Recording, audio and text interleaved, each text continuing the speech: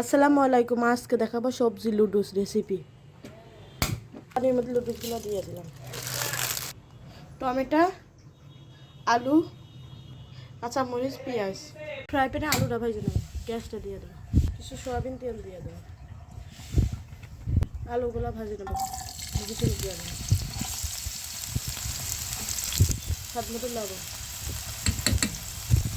টমেটোগুলো দিয়ে দেবো, পেঁয়াজ কুচিগুলো দিয়ে দেবো, কাঁচামরিচগুলো দিয়ে লাগিয়ে দেবো। সবজির মধ্যে হলুদ দিয়ে দেবো, একটু ঝালের গুঁড়া দিয়ে দেবো, শুকনো মরিচ দিয়ে নাড়িয়ে দেবো। আস্তে আস্তে ভাজা ভাজা হবে, সেদ্ধ হয়ে গেছে, ওটা ঢেলে নেবো, পানিটা ঝরিয়ে নেবো, সবজিটা নাড়িয়ে নেবো। সবজি ভাজা ভাজা হয়ে গেছে, ডিমটা দিয়ে দেবো লুডুসের মধ্যে।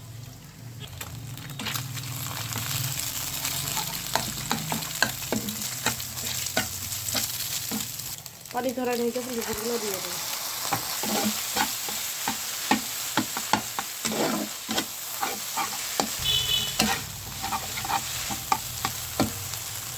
রেডি মশলাটা দিয়ে দেবো লুডুসে। হয়ে গেছে, ওটা ঢেলে দেবো। এটা দিয়ে আলু দিয়ে লুডুস রান্না হয়ে গেছে রেসিপি।